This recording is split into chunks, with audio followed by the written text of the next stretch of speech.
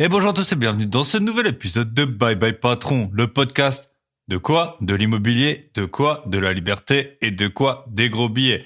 Et aujourd'hui, on va parler de tous les billets qui existent dans le monde, les billets d'euros, les billets en dollars, les billets d'avion, tout ce que vous voulez. Je fais un épisode tout seul. J'aime bien faire de temps en temps un épisode tout seul. Ça demande vraiment pas mal de préparation parce qu'il faut que je prenne du recul sur ma situation et que je vous partage un épisode structuré. Les interviews, je commence à avoir l'habitude. Les épisodes tout seul, c'est toujours un peu différent. Donc aujourd'hui, le thème, ça va être voyager plus pour investir mieux. Mais j'ai toujours 1 million de choses à vous dire. Alors c'est vrai que j'ai tellement de projets en ce moment que j'essaie en fait à chaque épisode de vous annoncer que un projet parce que sinon ça devient trop compliqué. Je comprends que vous puissiez vous perdre. Vous êtes peut-être en train d'être dans les bouchons, de penser à votre journée de boulot, de faire votre sport, de faire votre ménage. Vous avez sûrement plein de choses à penser. Vous écoutez mon podcast pour vous divertir et vous instruire en même temps. Je suis ravi que vous soyez là. Vous êtes de plus en plus nombreux. Mais voilà, c'est toujours un choix que je dois faire en fait, parler de tous les projets ou parler que d'un seul projet. Donc j'espère que l'épisode avec Lara il vous a plu. Moi j'ai adoré faire, vous savez maintenant, j'adore un peu aussi les expatriés, voir comment ils vivent. Et sans rien vous cacher, l'épisode de la semaine prochaine, ce sera de nouveau avec un expatrié, mais ce coup-ci bien vraiment dans le monde de l'investissement à l'étranger. Ça faisait un moment que je voulais avoir un invité qui parle de ça. Et ben c'est chose faite, je l'ai déjà enregistré et ce sera l'épisode de la semaine prochaine. Donc, avant de démarrer avec l'épisode du jour, Voyager plus pour investir mieux, je vais vous parler de mon deuxième livre. J'ai écrit et publié mon deuxième livre qui s'intitule Débuter dans l'investissement immobilier locatif, 12 étapes simples pour réussir et éviter les pièges. Choisir la meilleure stratégie rentable en maîtrisant la fiscalité. Alors ce livre, ça a été mon projet de début 2022. Je m'étais mis ça comme objectif, donc j'avais sorti un premier livre, Négocier un bien immobilier en mai 2021. J'en ai vendu quand même plusieurs centaines. Hein. Je suis assez content. C'est vrai que le sujet, il est vraiment, il est vraiment d'actualité quand on fait un achat immobilier. On se pose toujours les questions sur comment négocier. Donc mon premier livre, il avait bien fonctionné, et celui-là, il est beaucoup plus complet. Le premier, je voulais qu'il soit court. Pourquoi? Parce que si vous avez trouvé un bien immobilier, vous n'avez pas le temps de lire un livre de 300 pages. Faut que vous ayez vraiment, donc c'était en 7 étapes, les 7 étapes pour négocier. Enfin, c'était plutôt 7 stratégies que j'avais appliquées et qui ont fonctionné et qui m'ont fait gagner des dizaines de milliers d'euros et sûrement au cumul plutôt des centaines de milliers d'euros. Là, j'ai fait un livre, Débuter dans l'investissement immobilier locatif. Donc, ça s'adresse à la fois aux débutants et je dirais à toutes les personnes qui ont moins de 10 lots. À partir de 10 lots, bon, vous commencez un peu à être rodé, mais il y a quand même des investisseurs qui ont plus que 10 lots qui ont acheté le livre et j'ai eu des bons retours dessus. Je l'avais annoncé en fait sur Instagram parce que justement j'étais en vacances, j'avais enregistré des épisodes de podcast d'avance, mais là je l'annonce dans le podcast. Donc justement vu que je l'annonce dans le podcast, pendant une semaine il est sur Amazon à 4,99 € en e-book et moins de 15 € en livre papier. Forcément le livre papier il est plus cher, il faut l'imprimer, il faut l'expédier. Voilà, qu'est-ce que j'ai fait dans ce livre? Donc, il y a 12 étapes. Je vais vous parler vite fait des 12 étapes. Après, on attaquera avec le podcast. Je vais essayer vraiment d'être rapide. L'étape 1, se débarrasser des fausses croyances sur l'immobilier. Donc, c'est vraiment tout ce qui concerne les problèmes avec les locataires qu'on peut avoir, le turnover. Voilà, qu'est-ce qui est effrayant et tout, comment s'en débarrasser. Étape 2, définir les stratégies qu'on est prêt à utiliser. Alors ça, en fait, je me suis basé notamment sur l'expérience que j'ai pu avoir avec les membres du Club Invest. Donc, vous savez, avec Michel, mon associé, on a un club d'investissement. Il y a 8 membres. Si jamais vous voulez nous rejoindre, il y a encore une place. Pour l'instant, on est prêt à accepter un membre de plus. C'est quelque chose qui nous prend beaucoup de temps. On est bien engagé dedans. Donc, forcément, on peut prendre des centaines de personnes. Si vous voulez nous rejoindre, il y a encore une place. Donc vous m'écrivez, ou sinon vous allez sur le site clubinvest.fr. Avec le Club Invest, là on a commencé en décembre. Là, au moment où j'enregistre le podcast, on est début avril. Il y a eu je pense qu'on doit être pas loin des 2 millions d'euros d'offres acceptées sur les 8 membres. Notre membre qui a le plus d'opérations, il a 3 opérations en cours. Donc vraiment, on est super ravis. Vraiment, chacun des membres a sa spécificité. Ils sont vraiment tous motivés. On sent ça, c'est vraiment une super émulation. On est super contents. Bref, parenthèse faite sur le Club Invest. Donc l'étape 2, c'est définir les stratégies qu'on est prêt à utiliser. Forcément, toutes les personnes n'ont pas le même temps, n'ont pas les mêmes envies, n'ont pas les mêmes moyens. Donc il y a différentes stratégies qu'on va pouvoir être prêt à utiliser. De la location nue pour le plus simple, de la LCD en colocation pour, on va dire, la plus chronophage. Étape 3, définir et trouver son secteur. C'est super important, c'est vraiment le nerf de la guerre. Si vous voulez faire de l'investissement locatif, il va falloir soit trouver des villes pas chères si vous voulez du cash flow, soit il va falloir opter pour deux stratégies si c'est trop cher. Étape 4, trouver les biens à visiter, comment les trouver. Étape 5, appeler et visiter encore et toujours. Étape 6, la visite, comment est-ce qu'on fait pour visiter, qu'est-ce qu'on regarde. C'est aussi basé sur ma checklist. Si vous voulez une checklist des points qu'il faut vérifier en visite, vous allez sur mon site byebyepatron.net. Je répète, www.byebyepatron.net, byebyepatron en un mot. Et là, vous pouvez avoir la checklist. Étape 7, se décider et faire une offre. Étape 8, le régime fiscal qu'il va falloir choisir forcément avant même de signer le compromis. Donc, il va falloir vraiment se poser les bonnes questions. En fait, on se les pose dès la visite. Étape 9, le compromis. Qu'est-ce qu'il faut regarder? Les points d'attention. Étape 10, la recherche du financement. Étape 11, j'avais fait un épisode de podcast là-dessus, la dernière ligne droite, la semaine de signature chez le notaire. Étape 12, on touche au but, la mise en location. Donc voilà, ça c'est les 12 étapes que j'ai mis dans mon livre et que je vous décris en détail.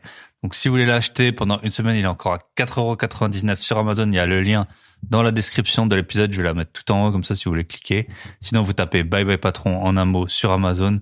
Vous trouverez le livre, 4,99 € et 14,97 € je pense. J'ai mis en 97 pour le livre papier. Voilà, si vous voulez acheter le livre papier, si vous me faites après une petite photo, je vous partagerai en story. C'est déjà arrivé avec Aurore qui avait fait ça. Eh ben merci à toi et je repartage en story. Et je suis ravi quand les personnes elles peuvent s'instruire et puis partager mon livre, ça fait toujours plaisir.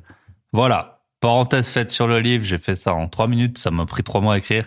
Donc je pense que j'ai été assez concis. On démarre avec l'épisode du jour. Voyager plus pour investir mieux. Jingle. C'est quoi la chance? Alors quoi? C'est la chance qui nous a fait péter? On n'a pas travaillé? Ouais. Je suis très énervé si on me dit que je suis chanceux, tu vois. Ça fait 10 piges, les gars. Non, je te jure, je suis énervé. Ouais, t'as de la chance. Comment ça, j'ai de la chance, enculé? Ça fait 10 ans que je sors pas de chez moi, que j'ai pas de vie. Voilà, je trouvais ça drôle que ce soit Valt qui nous fasse le petit jingle qui sort pas de chez lui. Et ben moi, je suis bien sorti de chez moi depuis 10 ans et je vais vous montrer les leçons que j'ai pu en tirer. Donc, voyager mieux pour investir. Voyager plus pour investir mieux. On est parti.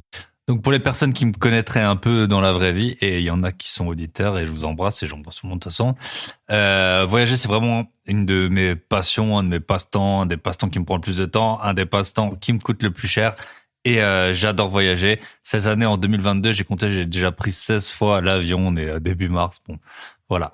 Pour le CO2, c'est pas top, mais à côté de ça, j'ai des mesures conservatoires pour ne pas trop polluer. Mais voilà.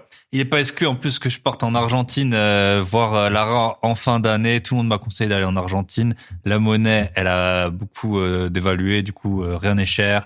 C'est super bien, c'est super beau. Fin d'année, je crois que c'est la bonne période pour y aller. Et puis rencontrer les invités du podcast. Vous savez, j'adore faire ça. Donc peut-être que je vais aller voir Lara en fin d'année en Argentine. Donc en tout cas, j'ai encore pas mal de vols de prévus pour cette année. Là, on sort du Covid. Pour moi, c'est vraiment la période où on peut sortir d'Europe. Faut en profiter. On sait pas combien de temps ça va durer. On sait pas s'il va y avoir de nouveau des restrictions. On sait pas si un jour avec l'écologie, on va nous embêter pour voyager. Donc, j'ai fait un petit point. J'ai fait mon introspection. En fait, pendant que j'étais en voyage, j'ai pris des notes sur le podcast que j'allais enregistrer quand j'étais dans un bateau ou dans un bus. Et c'est grâce à ces notes que je fais l'épisode du jour.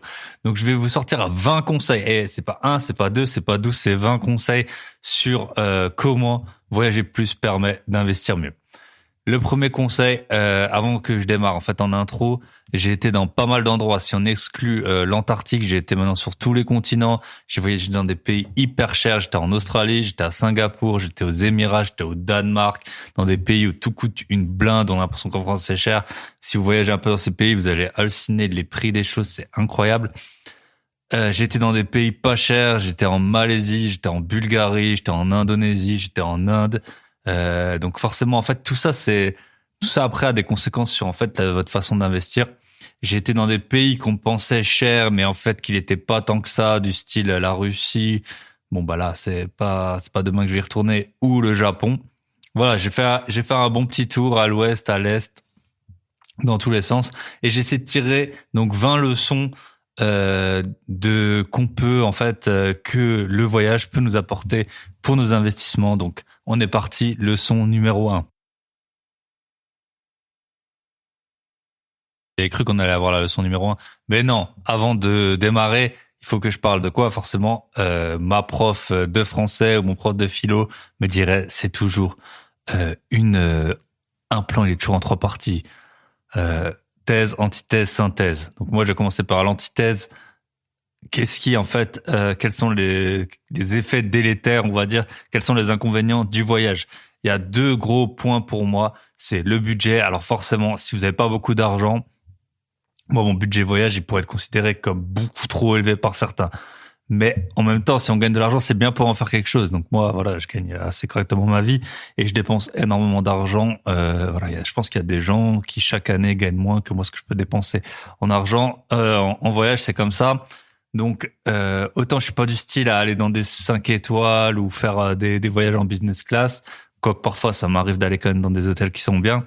Mais en fait, moi, je fais tout. Dès qu'on me dit qu'il y a un truc, c'est le meilleur du monde. La tour la plus haute, le train le plus rapide, l'avion le plus grand, enfin t'as juste le toboggan le plus pentu, tu me dis n'importe quoi, t'es sûr que je vais le faire, peu importe ce que ça peut coûter. Donc forcément c'est un gros voyage, c'est un gros budget et de plus en fait comme souvent, et ça c'est aussi un peu dans ma vie de tous les jours, je m'en suis rendu compte, ce qui coûte le plus cher, c'est pas en fait d'aller dans des endroits qui sont chers, ce qui coûte le plus cher c'est la fréquence. Et pour moi c'est vraiment, voilà, je vous ai dit, j'ai pris 16 fois l'avion, tu prends 16 fois l'avion, ça coûte plus cher qu'un billet pour l'Australie, peu importe l'endroit où tu vas quasiment. Donc, moi, je voyage beaucoup, je pense que je sors au moins 2 fois d'Europe par an, en Europe, je sais pas, je vais au moins dans 7-8 pays par an. Donc voilà, forcément, ça a un coût. Et en fait, c'est la fréquence.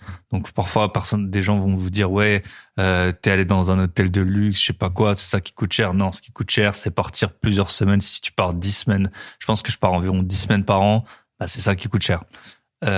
Sauf que en fait, moi, je suis à un point de ma vie. Alors tout le monde n'est pas à cet endroit-là, mais je veux multiplier les investissements et quand on parle d'investissement, on parle de montants qui sont énormes et c'est pas en fait les quelques milliers ou dizaines de milliers d'euros que je vais pouvoir dépenser chaque année en voyage qui vont vraiment affecter mes investissements. C'est pas pour ça que la banque elle va me dire demain non, il te manque je sais pas 10 000 euros. Il te manque 10 000 euros, je peux pas te suivre. La banque elle va pas me suivre parce que j'ai déjà un endettement qui est beaucoup trop important ou alors la proportion des revenus par rapport au projet il va être trop important, mais jamais une banque elle va m'arrêter parce qu'en fait j'ai pas assez d'argent de côté. Donc l'argent en fait qu'il me faudrait pour aller sur des projets plus gros, c'est pas en économisant sur les voyages que je vais l'avoir. Ce sera en fait en faisant des projets de plus en plus rentables, en vendant certains biens, etc. Le deuxième point par contre, donc ça c'est un faux problème en fait, on va dire le budget. Chacun doit mettre le curseur forcément en fonction de ses revenus, en fonction de sa situation, et aussi, voilà, quand vous commencez, si vous avez même pas 30 ans, il faut coffrer à fond. On a un ou deux membres du club Invest qui ont moins de 30 ans. Leur but, c'est vraiment coffrer pour payer des apports, payer des travaux, payer surtout les imprévus, la vacance locative, etc. Le deuxième point négatif, et ça par contre c'est un vrai point négatif, c'est l'énergie et l'organisation. Souvent quand je pars, c'est en mode road trip, je vais aller dans plusieurs pays. Une fois j'ai fait un road trip en Asie, j'étais dans 4 pays en même temps. Et ça demande de l'organisation à l'avance et sur place. Et quand vous faites ça, vous faites rien d'autre. Si vous avez un projet entrepreneurial en cours, il va être suspendu, je peux vous l'assurer, le temps que vous planifiez tout.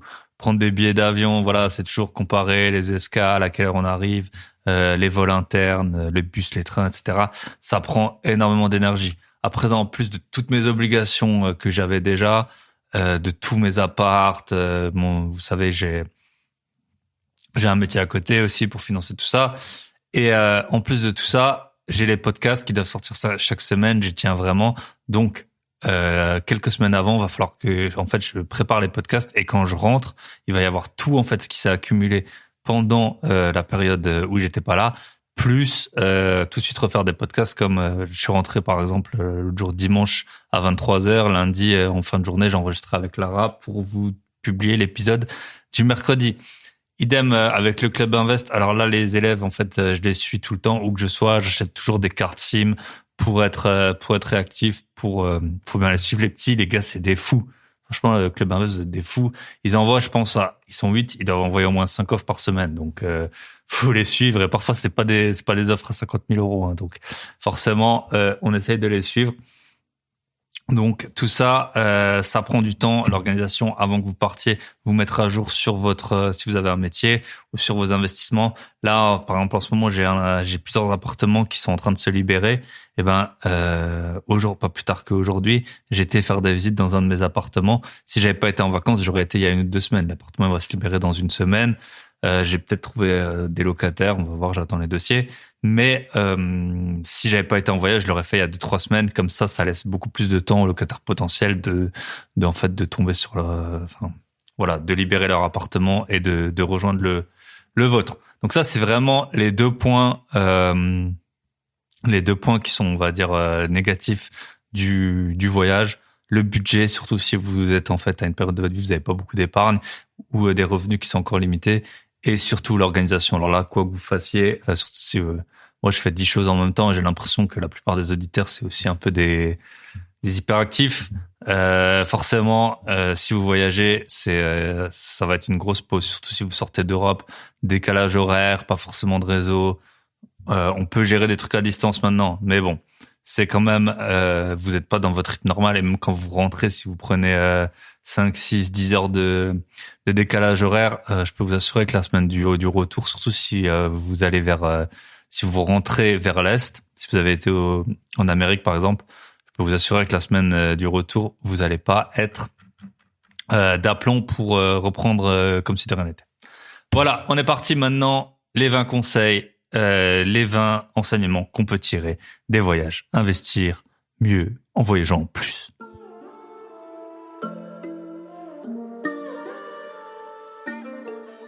Alors, le premier enseignement qu'on peut avoir, c'est vivre sous son niveau de vie. On le sait, j'ai fait des épisodes avec des personnes qui sont expertes en gestion de budget. Si on veut investir, il faut savoir vivre en dessous de son niveau de vie. Et plus je voyage, plus j'accepte en fait de manger dans des endroits un peu crados, d'avoir une chambre où je partage la salle de bain, de manger dans un marché pour 3 fois rien, etc. Tout ça, ça fait partie de l'expérience. Si c'est pour dormir au Hilton ou même à l'Ibis, où que vous allez dans le monde, ça va être la même expérience. Niveau dépaysement, c'est pas ce qu'il y a de mieux. Donc, si on veut vraiment profiter des voyages, on va plutôt se mettre un peu dans le dur, on va dire, et on va revoir à la baisse. On peut voyager en bus, par exemple, au lieu de prendre un taxi, etc. Et tout ça, ça va baisser en fait le confort, forcément.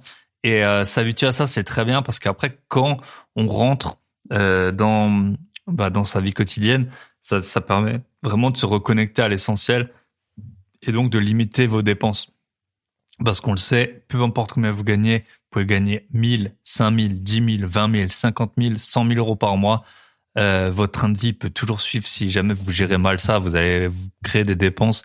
Vraiment, il y a des dépenses pour tous les types de revenus. Donc, si vous voyagez et vous vivez un peu en dessous de votre train de vie, eh ben ça c'est vraiment une très bonne leçon pour quand vous rentrez. J'ai un ami, il a fait un tour du monde pendant 1 an et alors là ça fait un petit moment, il roule en Mercedes maintenant, etc.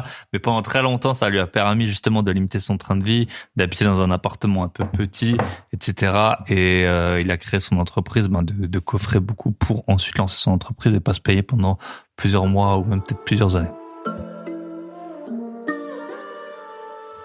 Deuxième point, je l'ai appelé s'embrouiller. Je sais pas si je vais mettre une transition à chaque fois. Deuxième point, je l'ai appelé s'embrouiller avec des gens.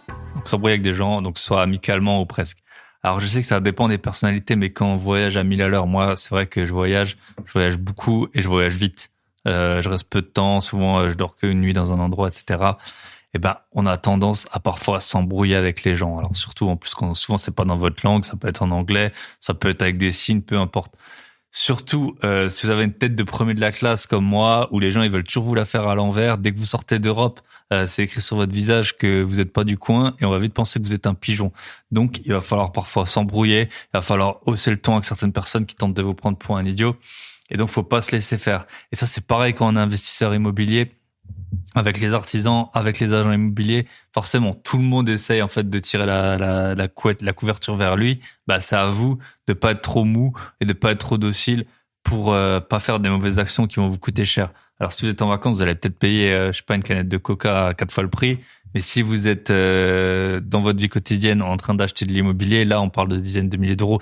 Donc, il faut faire très, très, très attention et s'embrouiller un peu. Voilà, faut pas non plus en venir aux mains. Enfin, faut toujours qu'il y ait la possibilité, mais essayez toujours d'éviter. Et ben, s'embrouiller, ça fait du bien pour ensuite, dans la vraie vie, montrer que vous êtes, qu'on vous marche pas dessus facilement. Étape 3, ça va un peu avec s'embrouiller, c'est négocier. Alors je vous apprends rien, autant en France on négocie pas trop, même si franchement il y a pas mal de si vous commencez à vraiment essayer de négocier tout le temps, vous allez être surpris, il y a pas mal de choses où on peut négocier même dans des magasins qui ont pignon sur rue. Bref, mais dans certains pays, il n'y a pas le choix, faut absolument négocier, sinon vous allez vous faire défoncer. Surtout si voilà, vous avez ça se voit que vous n'êtes pas du coin. On va vous proposer des prix qui sont toujours trop exagérés pour tout. Il y a des pays, il faut négocier l'hôtel, il faut négocier les balais. J'en parle pas, les taxis, les magasins et tout, mais faut tout négocier, même des excursions et tout. Vous pouvez tout négocier.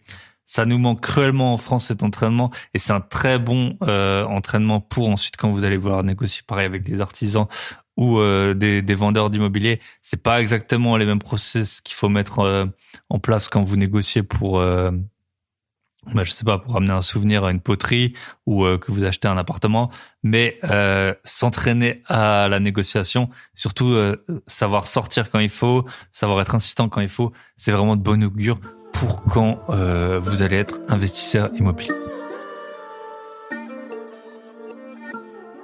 Enseignement numéro 4, avoir une motivation. On va pas se le cacher, pour rester constant, il faut une source de motivation et c'est plus simple quand c'est une source de motivation qui est forte et qui est un peu externe et interne à la fois. À la fois, peut-être que, je sais pas, votre compagne ou quoi, elle veut partir en vacances et à la fois, vous voulez, donc vous, c'est interne, elle va un peu vous tanner pour que vous partiez. C'est vraiment une très bonne source de motivation. À quoi vouloir développer son patrimoine et ses revenus si vous n'avez pas le temps et si vous n'avez que faire de cet argent? Et ouais, malheureusement, c'est hyper compliqué d'avoir le temps et l'argent nécessaire pour voyager. En général, on a soit l'un, soit l'autre, soit aucun des deux. Mais les deux à la fois, c'est super compliqué. Aussi, chaque jour, il faut vraiment vous atteler à la tâche pour avoir, si vous voulez, une vie plus libre. Il est indispensable d'avoir une source de motivation. Sinon, bah, c'est comme tout le monde aimerait parler, je sais pas, allemand, espagnol, et personne n'y arrive quasiment. Et pourquoi vous y arrivez pas? Ben parce que vous n'avez pas votre femme qui est allemande ou espagnole. Je vous garantis que si vous l'avez tous les jours, ou si vous vivez en Allemagne ou en Espagne, ça va être beaucoup plus simple. Donc, il faut vraiment une source de motivation. Alors certains, ils veulent s'enrichir pour avoir une grosse voiture, et c'est très bien. Moi, j'adore les voitures, mais pas au point que ce soit vraiment un truc qui va m'aider à me lever tous les jours. Il y en a d'autres, ça va être pour des grands restaurants, pour leur famille, les mettre à l'abri. Peu importe, chacun a sa source de motivation et j'ai l'impression que, en tout cas, ma génération et celle d'après, donc ceux qui ont moins de 40 ans, c'est vraiment les voyages, c'est un peu un but dans la vie. On voit bien les Instagram, il y a beaucoup plus de photos de voyage que de photos dans de grosses dépenses, quoi, dans de grosses maisons, de grosses voitures, de grands restos, etc. Donc voilà, si vous avez un voyage de rêve en tête, je sais, par exemple, nous on a été élevés beaucoup au manga japonais. Il y a plein de gens, ils sont fans du Japon, ils veulent aller au Japon. Si vous avez jamais été, voilà, il vous faut peut-être, je sais pas, 3-4 000 euros pour ce voyage. Ça peut être une super bonne source de motivation, le voyage. Ça permet de rester concentré tout au long de l'année. Et aussi, ce qui est bien, je trouve, c'est d'avoir toujours un voyage d'avance de prévu. Si vous rentrez et que vous n'avez pas de voyage de prévu et que vous êtes dans un métier qui vous plaît pas, c'est vraiment, ça peut être vite la déprime. Alors là, en général, la première semaine, il faut faire quoi? Il faut regarder où est-ce qu'on part, même si c'est dans 6 mois, dans 8 mois. Mais c'est bon pour lui, c'est bon pour l'humeur, c'est bon pour tenir le coup. Étape 5, je vais pas vous mettre une transition musicale à chaque fois. Calculer, c'est pas une étape en fait, c'est un enseignement numéro 5, calculer super vite entre différentes options. Lorsqu'on voyage, il faut constamment jongler entre les différentes propositions, que ce soit pour votre hébergement, pour votre itinéraire, pour les activités. Dès qu'il est question d'argent, ça va vous faire en fait des calculs dans votre tête super rapidement pour trouver la meilleure solution, et c'est une bonne façon de rester alerte et un peu d'entraîner la plasticité du cerveau à faire ces calculs, que ce soit pour choisir dans votre vie d'investisseur, une action, une crypto, un appartement, faire le choix en différents types d'artisans, combien de temps vous allez avoir de vacances locatives et tout. Faut toujours faire des calculs. C'est toujours de l'ordre de grandeur. C'est pas des calculs super précis, mais avoir des ordres de grandeur en tête, c'est toujours un bon point. Si vous achetez une action qui vaut, alors ça arrive, 500 fois son bénéfice, faut avoir un peu un ordre de grandeur. Ça veut dire que vous allez mettre 500 ans à récupérer la valeur en théorie. Alors bon, elle peut monter, baisser, etc. Mais toujours avoir ça en tête. Pareil pour les cryptos, il y a des gens, et pour les actions c'est pareil. Il y a des gens ils me disent ouais c'est à 2 euros, t'en penses quoi? Mais j'en pense rien si on sait pas combien il y a d'actions ou de crypto en circulation. Si vous avez une crypto qui vaut 2 euros et qui a 500 milliards de tokens qui existent, ça veut dire qu'en tout, ça vaut 1000 milliards. Est-ce que vous pensez que cette crypto, elle va valoir 1000 milliards un jour? C'est à vous de vous poser la question. Donc, faire des calculs comme ça, quand vous êtes en voyage, ça doit aller super vite. Voilà, tu veux aller là, ça te coûte, j'en sais rien, moi, 10 dinars. Tu veux aller là, ça te coûte 5 soles, là, 9 pesos, etc. Tu fais les calculs rapidement et tu vois si tu prends cette décision ou non. Donc, faire les calculs, maintenant, avec les téléphones et tout, il y a plein de gens, ils savent plus calculer des choses basiques. Faites des calculs et aussi, il faut convertir souvent.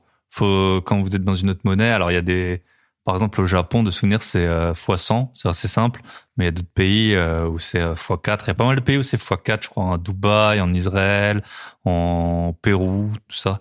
Je sais pas pourquoi, le chiffre 4, ça marche bien. Donc voilà, faites des calculs rapidement, ce sera bon pour votre cerveau, ce sera bon pour l'esprit, et vous serez plus alerte dans votre vie quotidienne. Enseignement numéro 6. Alors ça va en fait avec le deuxième point négatif qu'il y a, c'est l'organisation du travail avant et après. Bien que ce soit un aspect un peu négatif, s'organiser avant et après, ça permet de faire un bon dégraissage de ce qui est important et ce qui peut être mis de côté pendant un certain temps. Par exemple, avant de partir ou en rentrant, je vais pas préparer des posts Instagram, des blagues. J'ai pas le temps. J'essaye d'en faire un petit peu, mais parfois je vais envoyer juste des stories qui me viennent comme ça d'un coup. Alors faire des petits posts Insta, ça me prend quand même vite 5-10 minutes et puis ça me coupe dans ce que je suis en train de faire. Forcément, ça c'est le premier truc que je vais mettre de côté. Après, je vais pas passer trop de temps à analyser des actions que je veux acheter ou même des cryptos, etc. J'ai pas le temps. Les actions, par exemple, c'est en pilote automatique. Avant que je parte ou quoi, je vais acheter un petit peu d'ETF que j'ai déjà acheté, ou je vais peut-être renforcer une ou deux lignes que j'ai déjà, mais je vais pas me plonger dans les comptes d'une société ou quoi pour décider d'acheter. C'est pas le moment. Donc, idem s'il y a des départs des locataires, etc. Moi, l'important c'est que mes appartements ils soient pas vides.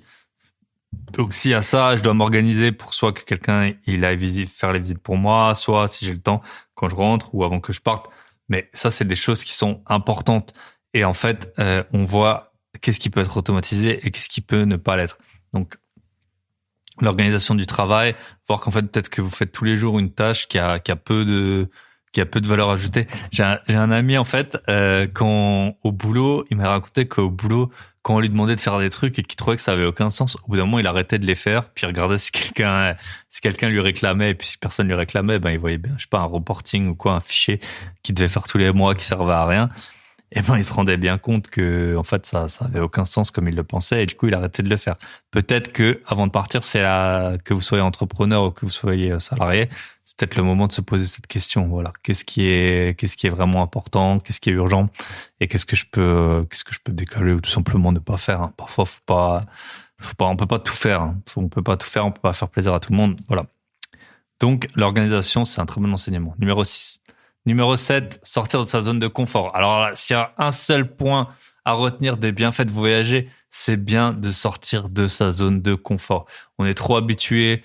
On peut passer un mois sans aller dans un nouveau resto, dans un endroit qu'on connaît pas, ou de rencontrer quelqu'un qu'on n'a jamais vu. Ça peut arriver. Donc, sortir de sa zone de confort, on le sait quand on est investisseur, c'est vraiment le point clé. Si on veut se lancer dans des nouveaux projets, si on veut acheter des appartements avec des budgets qui sont élevés, faire des travaux qu'on n'a jamais fait, etc., il faut sortir de sa zone de confort. On déteste être hors de sa zone de confort, mais c'est comme ça. Et donc, franchement, quand vous voyagez, allez commander un taxi en Russie ou au Japon sans savoir lire le cyrillique ou les idéogrammes japonais, je sais même plus comment ça s'appelle, les kanji, je sais plus, sans internet, sur votre téléphone, vous allez comprendre de quoi je parle. Quand vous êtes en galère, quand vous conduisez un scooter, j'ai conduit un scooter en Inde, à droite, les chiens, les vaches, les voitures qui vous foncent dessus, qui en ont rien à faire. J'ai fait du jet ski en Floride au milieu des requins. Bah là, vous comprenez vraiment qu'il faut pas tomber. Des balades, je me suis baladé dans des îles où il y avait des serpents. Je suis monté dans des montagnes où il y avait aucune indication, il y avait pas de ravitaillement, etc. Tout ça, franchement, sur le moment, vous faites pas le malin, vous faites très attention à ce que vous faites. Mais après, ça va vraiment vous aider d'être qu'en fait constamment mis en difficulté, d'avoir des gens qui vous comprennent pas, qui vous mettent un peu dans le vent parce qu'ils comprennent pas ce que vous voulez, ou alors vous allez trop négocier, ils vont partir, vous êtes un peu dans la muise, ils commencent à faire nu, vous savez pas comment vous allez rentrer. Tout ça, c'est hyper bon pour votre vie d'investisseur et surtout d'investisseur immobilier. Quand un investisseur immobilier, il y a tout le temps des merdes à gérer. Il y en a tout le temps. Et sinon, vous allez trop vite vous sentir submergé. Parfois, on est là, il y a tellement de trucs qui se passent, on n'a pas de solution, on sait pas, il y a un truc qui est cassé, il y a la pièce qui arrive pas, etc. Sortir de votre zone de confort, voyager. Si vous avez qu'un truc à retenir, c'est pour sortir de votre zone de confort. C'est aussi un peu le but de cet épisode. C'est pas voyager plus pour aller, je sais pas, dans votre maison de vacances, vous avez été déjà 10 fois. C'est pas ça qui va vous apporter quoi que ce soit pour votre vie d'investisseur. C'est voyager en mode découvrir, en mode je sais pas comment faire, j'apprends à le faire, etc.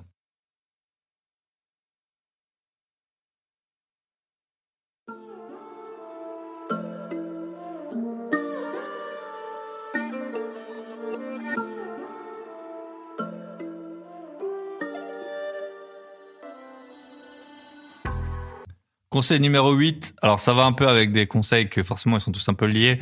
Ne pas se faire avoir comme un bleu. Quand vous êtes touriste, c'est bien souvent vous passez pour un pigeon aux yeux des locaux et votre rôle, ça va être de pas être trop crédule et de pas croire à tout ce qu'on vous dit. Comme ça peut être le cas en fait quand vous êtes investisseur immobilier. Je vous donne un exemple super simple. La plupart des agents immobiliers qui vous vendent des appartements, ils font que de la transaction, ils font pas de la location. Ils vont vous dire quoi? Ils vont vous dire des montants parfois de loyer qu'il faut pas croire, ou ils vont vous dire qu'un appartement qui est grand, il est bien pour de la colocation, alors qu'il y a aucune demande dans cette ville pour de la colocation. Donc ça peut être un agent immobilier, ça peut être un banquier qui va vous faire investir dans un fonds tout pourri. Alors parfois, même moi, je suis dans des fonds tout pourris. Pourquoi? Parce qu'en fait, c'est la condition sine qua non pour avoir un financement. Mais sinon, si vous avez hérité de 100 000 euros de votre grand-mère et que le banquier il vous dit oui, on va le mettre ça sur un fonds dynamique ou je sais pas, un truc tout pourri. Voilà, faut pas le croire. Si vous avez un gestionnaire de patrimoine qui veut vous vendre un bien à l'autre bout de la France, dans un endroit que vous connaissez pas, vous savez pas les prix et c'est sûrement trop cher. Voilà, faut pas se faire avoir comme un bleu. Se faire avoir comme un bleu en vacances, ça coûte des centaines d'euros. Se faire avoir comme un bleu chez vous, ça coûte des dizaines ou centaines de milliers d'euros. Donc voilà, toujours avoir l'esprit critique, toujours être crédule, savoir lire un peu les émotions de la personne qui essaie de vous refourguer ça, vous poser les bonnes questions, prendre du recul pour pas vous faire avoir comme un bleu.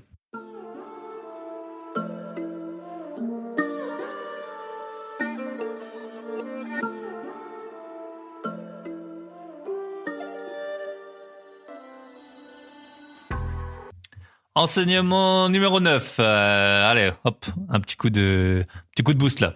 Payer pour des bonnes dépenses. Quand vous voyagez, il faut faire attention à l'argent que vous avez, l'argent que vous allez dépenser, et il faut être prêt à dépenser une certaine somme. Et qui veut dire dépenser une certaine somme, ça veut dire ne pas être radin, ne pas économiser sur tout. Et surtout, si vous avez payé un billet d'avion pour aller en Australie à 1500 euros ou pour aller à New York à 500 euros, va pas falloir économiser sur le hot dog dans la rue à 2 dollars, quoi. Si vous allez au Pérou, c'est pour voir le Machu Picchu. Si vous allez à Dubaï, c'est pour monter dans la Burj Khalifa. Si vous allez à New York, c'est pour prendre l'hélicoptère au-dessus de l'Hudson River et puis pour voir au moins une partie de Manhattan. C'est comme ça. Il y a des dépenses qui sont contraintes et on n'y va pas pour vivre l'expérience à moitié. Dans l'investissement immobilier, c'est pareil. Il y a des dépenses qu'il faut être prêt à faire. Ça peut être de payer une pub moi, je paye des pubs sur le Bon Coin. J'ai jamais entendu personne, aucun youtubeur, instagrammeur, podcasteur. Moi, je vous assure que je paye des pubs sur le Bon Coin pour que mes appartements, il y ait 0 jour de vacances locatives. Ça m'est arrivé pas plus tard. Je vous dis, on est samedi aujourd'hui. J'ai fait des visites ce matin. J'ai payé une pub encore hier et j'ai des locataires intéressés qui m'ont contacté hier à minuit. Pourquoi? Parce que mon annonce, elle était en avant parce que j'avais payé 5,50 € pour la faire remonter sur le Bon Coin. Eh ben, c'est pareil. Si vous voulez prendre si vous faites un Airbnb, prenez une décoratrice d'intérieur. Surtout, alors on va pas faire de préjugés, mais si vous êtes un homme, nous les hommes, on est la plupart nuls en déco. On connaît pas bien les couleurs, on comprend pas l'intérêt d'un coussin, d'une plante, d'un tapis. Les femmes, en général, elles ont une sensibilité que nous on n'a pas. Et après, quand elles font leur travail, on se rend bien compte que c'est plus beau que si nous on s'en était occupé. Donc voilà, il y a des dépenses qu'il faut être prêt à faire. Déléguer le montage des meubles ou des chantiers quand vous commencez à avoir beaucoup d'appartements. Voilà, il y a des dépenses, il y a des bonnes dépenses, il y a des mauvaises dépenses et il y a des bonnes dépenses. Quand vous voyagez, ça vous permet un peu de faire le point entre ce qui est bien ou ce qui est pas bien. Si vous faites souvent alors je dis pas que c'est à chaque fois, mais si vous faites un peu une rétrospective de votre voyage, très très très souvent, les meilleurs trucs du voyage, c'est les trucs qui vous ont coûté les plus cher.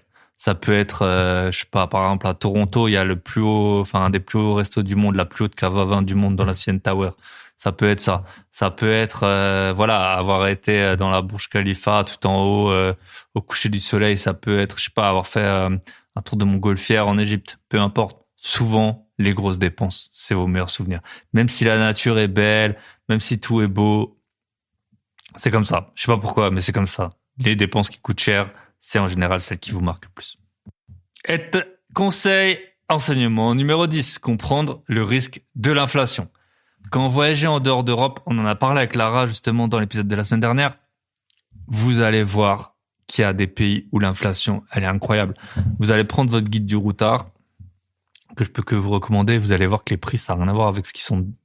Surtout s'il a 1 ou 2 ans, les prix ont complètement changé.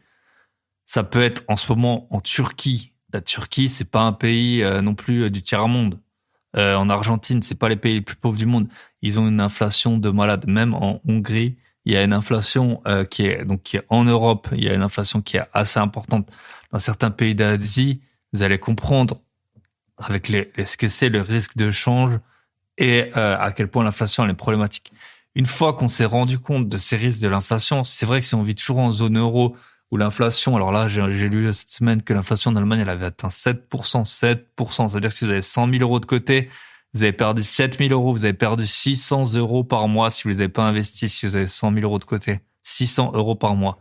Peut-être que vous êtes en train d'appeler votre opérateur internet parce qu'il vous coûte 10 ou 15 euros de trop. Si vous avez 100 000 euros de côté, même si vous avez 10 000, ça vous a coûté 60 euros par mois l'inflation si elle est au même niveau qu'en Allemagne.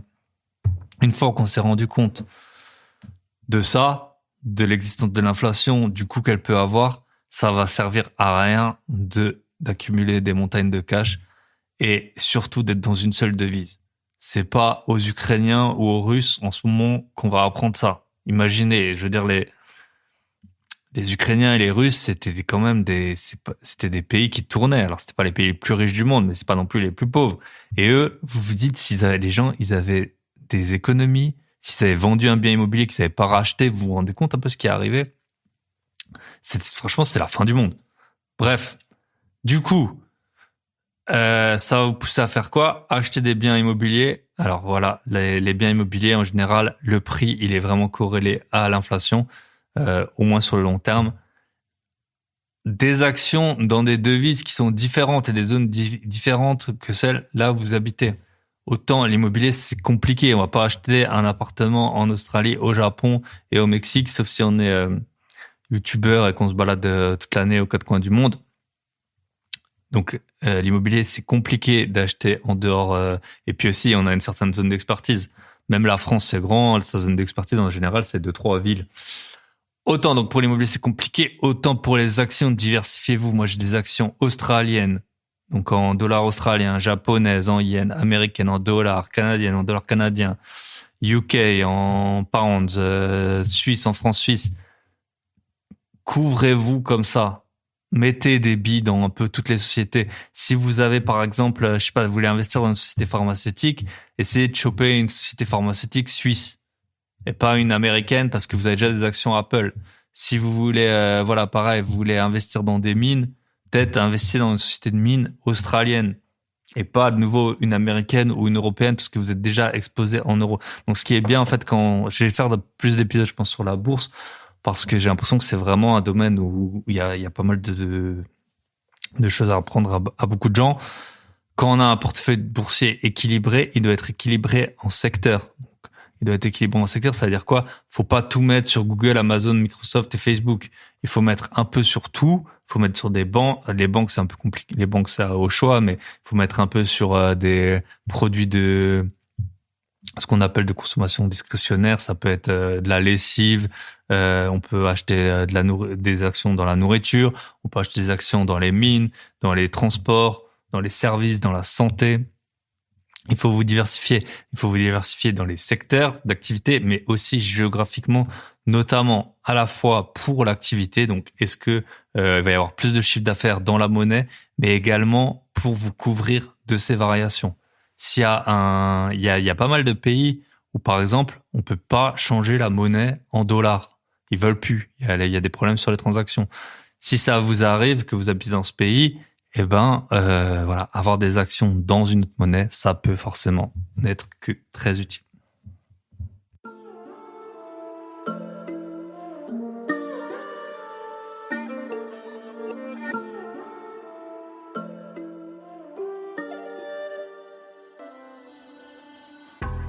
Enseignement numéro 11. S'adapter. Voyager, c'est s'adapter. Dernièrement, dans un de mes derniers voyages que j'ai fait, il y a eu un tremblement de terre qui a fait que j'ai pas pu aller à l'endroit où j'avais prévu d'aller. Et le jour suivant, quand on a planifié notre itinéraire, il y a eu une méga grève qui a en fait tout bloqué. Donc voilà, il a fallu réorganiser le planning rapidement dans les meilleurs délais pour pouvoir continuer à voyager, pour pouvoir continuer à faire ce qu'on voulait faire. Ça va être pareil quand vous allez gérer des travaux. Il y aura toujours des pénuries, des matériaux qu'on trouve pas, des artisans qui vous font faux bons, qui vous lâchent, des délais de livraison qui sont supérieurs, du carrelage qu'on va vous livrer. En fait, le carrelage, il sera bombé parce qu'il aura été mal fabriqué, etc. Il y aura toujours des problèmes. Il va falloir s'adapter rapidement. Quand vous voyagez, faut voyager super rapidement. Faut organiser un transport dans l'heure. Faut se décider aussi. Donc c'est vraiment un point que vous allez fortement développer en voyageant. Et après, vous allez vous rendre compte qu'en fait rien n'est insurmontable quand il y a un problème sur un chantier. Il y a beaucoup de gens, beaucoup de gens, et j'espère, ça peut être, je sais pas si c'est votre cas, chacun fait ce qu'il veut dans sa vie, mais il y a beaucoup de gens en fait. Ça va être quoi leur premier achat immobilier? Une maison où il y a tout à refaire. Vous avez aucune expérience dans rien. Vous allez devoir tout refaire, vous adapter à tous les plannings. Il va y avoir 6 mois de travaux et tout ça. Vous êtes mort si vous n'avez pas vous adapter. Et même après. Chaque chantier permet ensuite de voir le suivant et de mieux le préparer, mais c'est quelque chose qu'on peut aussi développer en dehors de ces investissements. Enseignement numéro 12. Celui-là est aussi super important et à mon avis, c'est quelque chose qui manque énormément en Europe. Se responsabiliser. C'est un point crucial. L'Europe, la France, peu importe l'endroit où vous habitez. Et c'est une très bonne chose. Elle nous protège contre tout. Il y a énormément de risques qui sont protégés. Il y a la perte d'emploi. Il y a si vous vous blessez. Il y a si vous êtes handicapé, si vous êtes invalide. Il y a également si vous avez des accidents. Qu'est-ce qu'il peut y avoir aussi? Il y a tout ce qui est protection du consommateur, etc. Quand vous sortez d'Europe, c'est pas pareil. Le plus souvent, déjà, vous connaissez personne. Donc si vous arrive une merde, ça va être la galère. Surtout si c'est dans un pays où la langue, vous la maîtrisez pas. Croyez-moi, à mon avis, tous les médecins du monde parlent pas anglais, même si vous parlez anglais, ce qui est pas le cas de tout le monde. Et je vous parle pas des administrations. Voilà, est-ce que les fonctionnaires français ils parlent tous anglais? J'en sais rien, mais en tout cas, les fonctionnaires russes, je peux vous assurer qu'ils parlent pas tous anglais. Donc, quand vous faites une randonnée dans une montagne, dans un pays qui a un faible niveau de revenu, quand vous regardez vraiment où vous mettez les pieds, parce qu'il y a personne qui va venir vous chercher si vous vous blessez, il y a pas un hélicoptère qui vous attend pour venir vous élitreiller. Dernièrement, j'ai fait du buggy à Dubaï. Les gars, il nous a répété no insurance, faites pas alors je sais plus, il avait un mot pour ça, genre des virages hyper serrés, gauche droite, où tu risques de renverser le buggy. Après, j'ai demandé, ça coûtait $25 000 le buggy. Pareil, j'avais fait du jet ski une fois en Floride. J'avais dû signer un truc. Si je cassais la coque, ça coûtait $7 000. $7 000 si vous cassez la coque du jet ski. Donc, inutile de vous dire qu'on est très vigilant. On regarde ce qu'on signe. Parfois, il y a des trucs, c'est trop cher. Par exemple, il y a plein de pays dans le monde où je vais pas conduire. Parce que si vous renversez quelqu'un, c'est foutu, quoi. Donc, responsabilisez-vous. Faites attention à ce que vous faites. Prenez des assurances privées s'il faut. Même si vous êtes multi-assuré, moi ça m'arrive, voilà, j'ai une carte Mastercard Platinum, je sais pas si c'est faire de la pub de dire ça, qui a des montants assez élevés pour vous rembourser, ça m'a déjà servi. Souvent en plus de ça, j'ai d'autres assurances. Parfois, petit conseil, je vais pas dire que je le fais, vous pouvez vous faire rembourser parfois pour les mêmes dommages plusieurs fois si vous avez plusieurs assurances, même si c'est complètement illégal. Mais voilà, il paraît que certaines personnes le font. En tout cas, prenez des assurances, responsabilisez-vous, faites attention à ce que vous faites attention à ce que vous signez. C'est pas parce que vous êtes en vacances que vous êtes là pour signer tout et n'importe quoi. Responsabilisez-vous. Enseignement numéro 13. Est-ce que c'est celui-là qui va nous porter chance? Je sais pas. Voir ce qui est possible de faire ou non à distance. Ça rejoint un peu l'organisation, mais quand on est parti longtemps, on voit qu'il est quasiment possible de tout faire à distance aujourd'hui. Si vous avez mon âge, voilà, mon grand âge, 35 ans, vous avez dû connaître le monde avant Internet en voyage. Ça fait pas très longtemps même qu'on a Internet en Europe sur les téléphones. Avant, c'était la merde. Maintenant, on peut acheter des cartes SIM partout dans le monde, quasiment quand on arrive. Je l'ai fait dans, je sais pas, des dizaines de pays. À mon avis, il y a des pays où c'est pas possible, mais bon. Du coup, on peut avoir les mails et tout ça où qu'on soit. Avant, vous alliez en Belgique, vous aviez pas Internet, vous étiez, il y avait pas Google Maps et tout, vous étiez paumé, quoi. Aujourd'hui, on peut donc quasiment tout gérer à distance et surtout depuis le Covid. Moi, je gère la plupart de mes biens à plusieurs centaines de kilomètres et en fait, on s'aperçoit que ce soit des centaines ou des milliers ou 10 000 kilomètres, et ben en fait, c'est la même chose. C'est juste le décalage horaire au pire. Vous allez pouvoir appeler les gens, envoyer des mails, dire ce que les gens ils doivent faire, etc. Le seul truc pour lequel moi je suis pas du tout prêt à le faire à distance, c'est les visites d'appartements. Voilà, je vais pas acheter un appartement que j'ai visité à distance, sauf si bien sûr mon associé Michel, il y va pour nous deux. Pour le reste, c'est incroyable à quel point ça allait vite. Franchement, il y a pas longtemps, avant la pandémie, j'ai signé encore plein de compromis papier qu'on m'envoyait par la poste, qu'il fallait que je renvoie, ça coûtait 20 €, c'était 100 pages. Maintenant, vous pouvez tout faire, que ce soit en Colombie ou à Bali, vous pouvez signer des compromis, vous pouvez signer des devis, en fait, vous pouvez tout faire. Pendant la pandémie, moi, j'étais bloqué à l'étranger, j'ai organisé des travaux avec un artisan que je connaissais bien, j'ai signé les devis, les virements, etc. On a fait ça par vidéo et ça allait très bien. Donc, on peut voir qu'il est possible de faire plein de choses à distance et ça veut dire que vous pouvez, si vous habitez... Pour mon livre, j'ai assez bien regardé les zones géographiques les plus... je vais pas dire les plus pourries parce que c'est justement des zones qui sont très appréciées des personnes. Mais si vous habitez dans le sud-est, vers Nice, si vous habitez près de Genève, côté français, ou si vous habitez dans l'ouest, tout ce qui est Saint-Nazaire, autour de ce coin-là, pour moi, c'est les pires endroits niveau investissement locatif classique parce que c'est les endroits où l'immobilier il est cher et il est cher loin. C'est-à-dire qu'une heure de voiture, l'immobilier sera toujours cher. Et donc, en fait, voir qu'il est possible peut-être de gérer un investissement à 10 000 kilomètres, ça va peut-être vous donner confiance d'aller, je sais pas, dans le village de vos parents à 300 kilomètres de là et d'acheter un premier bien et voir qu'il est possible de le gérer à distance. Enseignement numéro 14. Parler à tout le monde pour avoir des infos. Quand on est en voyage, on a besoin d'énormément d'informations. Quelle heure je sais pas, le téléphérique pour le mont Fuji il ouvre. Quelle heure le bateau pour aller sur l'île grecque il part. Vous allez avoir un guide, vous allez peut-être avoir Internet. Avec le Covid, tout a changé, ça change tout le temps. Le meilleur moyen d'avoir les infos, c'est de demander aux gens. Et ça, c'est pareil dans la vraie vie. Quand vous visitez un bien, harcelez l'agent immobilier. Je l'ai dit dans mon livre aussi sur négocier un bien immobilier. Harcelez l'agent immobilier, posez-lui 1 milliard de questions, multipliez les contacts, parlez à tout le monde. Ça, c'est à faire constamment quand vous êtes investisseur. Moi, je parle à tout le monde. Parfois, j'ai appris des choses en parlant à des personnes où on avait l'impression que l'immobilier, c'était à milieu de... Donc, quand on est en voyage, on parle à tout le monde. Souvent, ils parlent pas la même langue que vous. Donc, il faut se débrouiller. Donc, quand vous rentrez, cet enseignement, avoir fait l'effort de parler à des gens qui baragouinaient de l'anglais, ou si vous baragouinez ou de l'espagnol ou du portugais, croyez-moi, ou même du japonais, ça va vous aider ensuite quand vous allez revenir chez vous.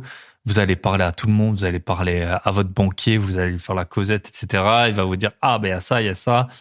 Vous allez avoir des infos précieuses. Vous savez jamais quelle info, ni quand. C'est pas en parlant à 10 personnes que vous allez avoir l'info qu'il vous faut. Ça se trouve, une seule personne suffira. Ça se trouve, il faudra parler à 50. Mais multiplier les contacts. Nous, les humains, on est fait pour fonctionner par réseau, en petits groupes.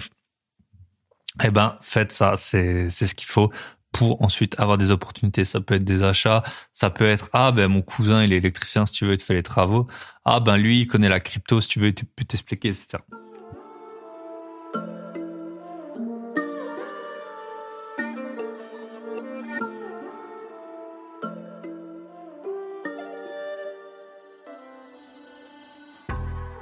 Enseignement numéro 15.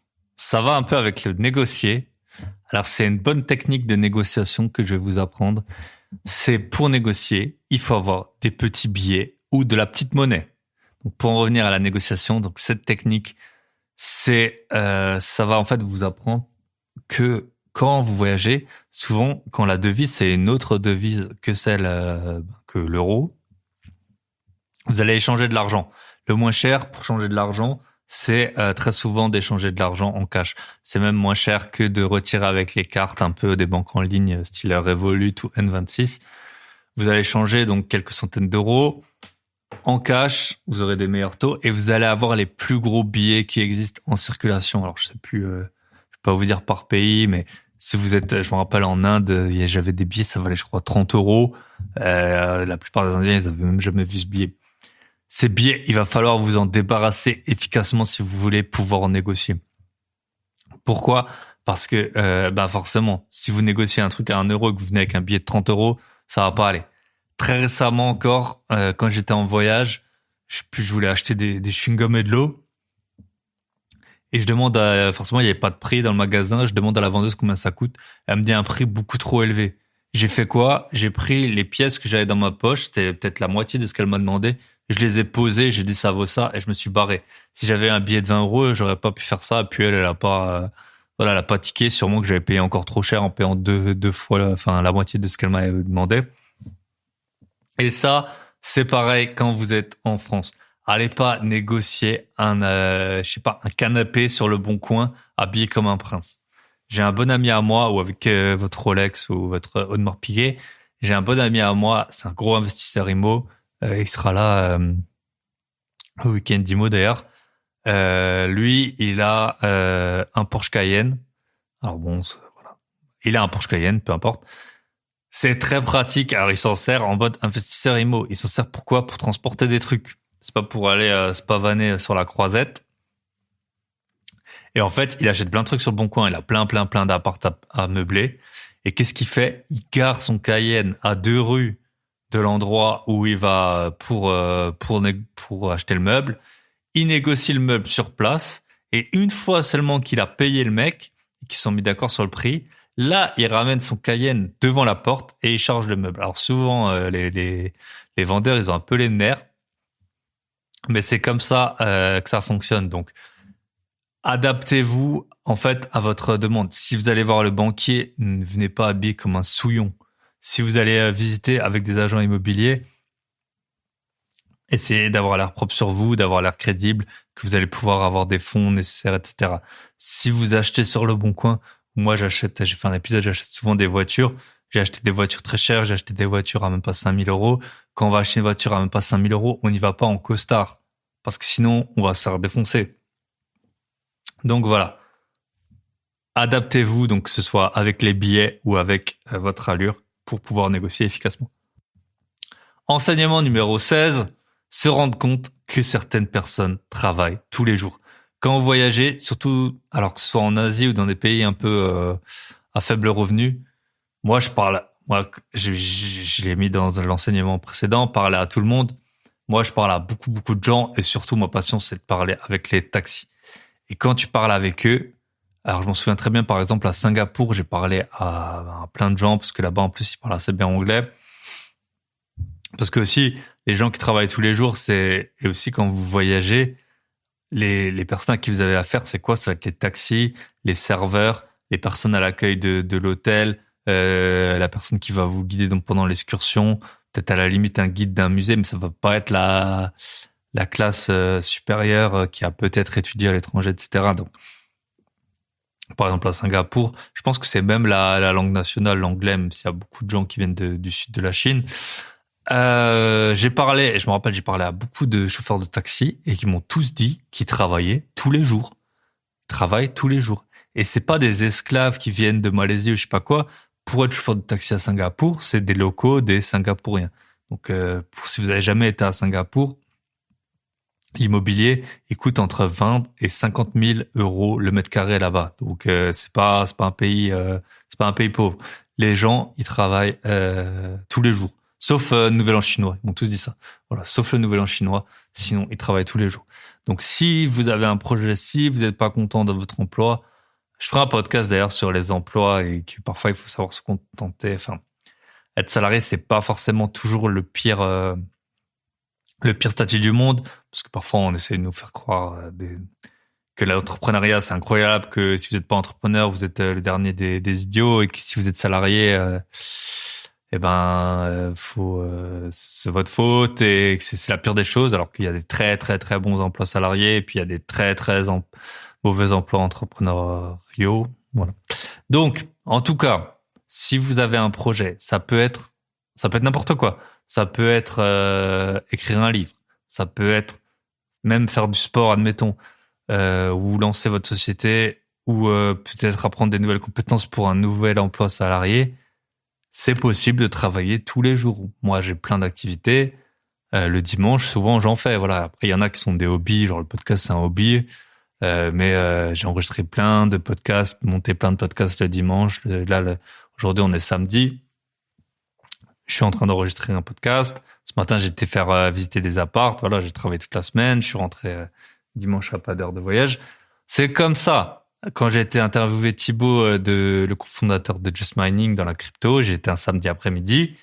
Et ben, il y avait des gens qui bossaient. Et lui, il y avait Asher et lui, les deux fondateurs. Bah, je vous garantis qu'ils étaient là le samedi après-midi en train de bosser. Donc, quand votre boîte, elle décolle, quand vous voulez lancer un projet, souvent, le week-end, c'est le bon moment. Pourquoi? Parce qu'en fait, la semaine, notre énergie, elle est limitée. Alors, je parle même pas si vous avez des enfants, si vous faites un sport haut niveau, mais en tout cas, une fois qu'on a travaillé 8 heures, on est un peu cramé. Donc, le week-end, c'est le bon niveau et c'est le bon moment. Voilà. Il y a plein de gens dans le monde qui ont quasiment les mêmes gènes que vous, qui sont constitués comme vous, des humains et qui travaillent tous les jours. Enseignement numéro 17. Ne pas être impacté par le regard des autres. Alors pourquoi j'ai dit ça? Parce qu'en fait, ça m'est arrivé récemment. Il y a beaucoup de pays où vous devez payer des pourboires. En fait, c'est pas... Par exemple, aux États-Unis, c'est quasi obligatoire. Quand vous êtes au restaurant, vous allez devoir payer des pourboires. Il y a des pays où c'est un peu plus nuancé. En France, presque personne ne va jamais vous reprocher de pas donner, je sais pas, d'argent à votre coiffeur. Mais il y a des pays où c'est vraiment la coutume.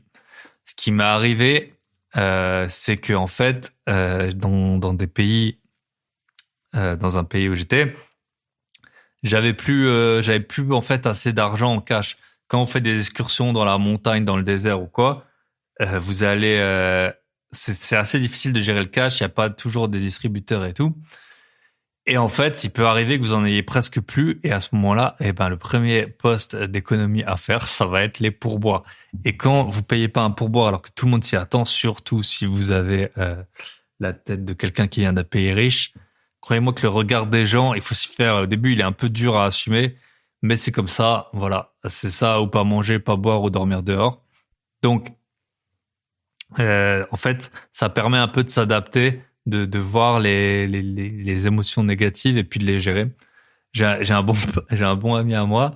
Lui, il était en galère au Népal. En fait, il avait pas retiré assez, je pense. Bah, c'est super dur, comme je vous ai dit, avec l'inflation, d'anticiper. Et il a perdu 12 kilos en un mois. Donc, quand ça commence à sortir, parce que voilà, il est pas assez d'argent pour manger. Et c'est pas quelqu'un en euros qui manque vraiment d'argent. Mais là, dans la monnaie locale, il a dû faire avec. Et je peux vous garantir qu'il a pas payé de pourboire. Hein. Ça, c'est sûr et certain. Donc, il va falloir gratter quand vous avez plus d'argent. Et c'est bien de vous mettre un peu comme dans certains jeux vidéo, en eco round. Voilà, en mode je gratte sur tout jusqu'à rentrer.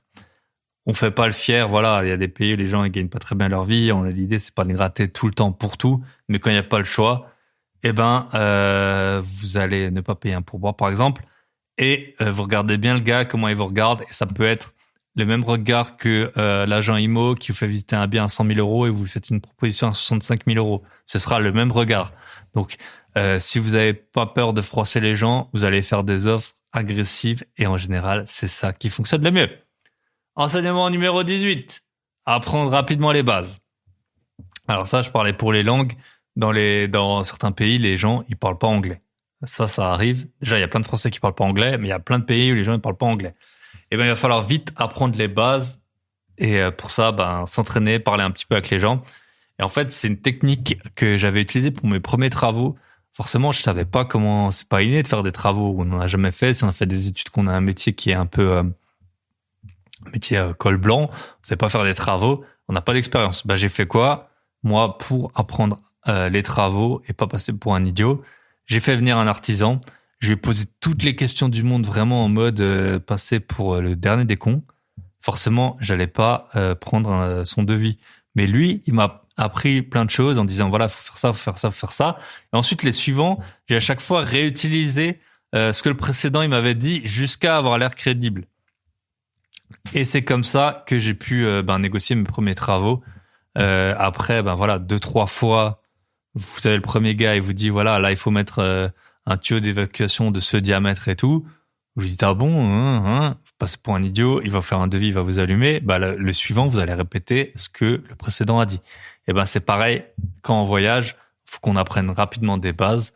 Donc vous allez emmagasiner une info, vous allez la répéter et vous allez avoir l'air de plus en plus crédible là-dedans. Enseignement numéro 19, faire confiance aux gens tout en surveillant.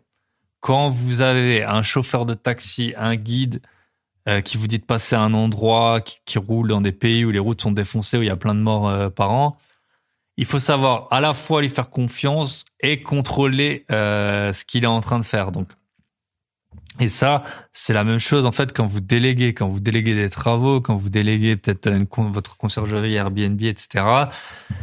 Il faut faire confiance aux gens, sinon vous allez les rendre dingues et puis en fait vous allez juste payer pour rien parce que vous allez faire le boulot. Et en même temps, il faut contrôler. Si vous contrôlez pas, les gens ils vont faire n'importe quoi, comme mes concierges que je n'embrasse pas et qui vont bientôt passer à la trappe. Il y en a déjà un qui est passé à la trappe et le suivant, il le sait pas encore, mais ça va arriver. Donc voilà, faites confiance aux gens, ils savent ce qu'ils font, mais contrôlez pour pas non plus vous faire entuber. Et l'enseignement numéro 20, qu'est-ce que ça peut bien être? C'est voir qu'on est bien en Europe et que contrairement à ce qu'on peut penser, l'herbe n'est pas toujours plus verte ailleurs. Et comme dans beaucoup, en fait, c'est ma philosophie un peu dans tout, c'est laquelle c'est en fait être heureux de ce que j'ai, mais pas m'en contenter. Et je pense que c'est un bon point. Si vous habitez en France, soyez heureux. Il y a plein de choses qui sont positives. J'ai fait une interview avec Baptiste, le joueur de poker. Il a dit qu'il lui fallait $5,000 par mois pour vivre avec sa famille au Cambodge.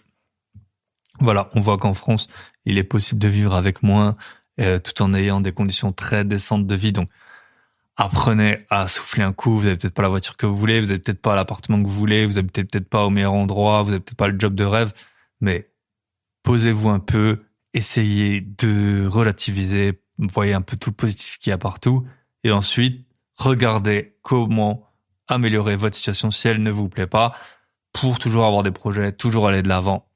Et c'est comme ça qu'on arrive à réaliser de grandes choses. Voilà, j'espère que cet épisode de voyage vous aura emmené aux quatre coins du monde, dans les endroits où il y a des poules dans les trains, des poissons dans les bateaux qui voyagent avec vous. Je vous souhaite une très bonne semaine. Avant de terminer, si vous pouviez, les auditeurs Apple Podcast, vous êtes 50%, si vous pouviez me laisser il y a moins de, là, il y a peut-être 5% des auditeurs Apple Podcast qui m'ont laissé un avis. Mon dernier commentaire sur Apple Podcast, il date à fond. Si vous êtes sur Apple Podcast, si vous pouvez me laisser un avis, ça me ferait super plaisir.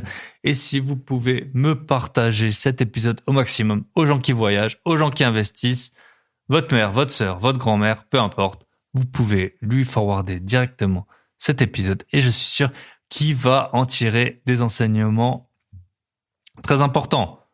Mon livre, je vous rappelle, 4,99 € en e-book. Moins cher que ça, c'est donné. Moins cher que ça, c'est gratuit. Vous pouvez l'acheter dans le lien dans la description ou en tapant Bye Bye Patron en un mot sur Amazon. Je vous souhaite une très bonne semaine et la semaine prochaine, on repart en interview en Europe, mais pas en France. À très bientôt. Bye bye.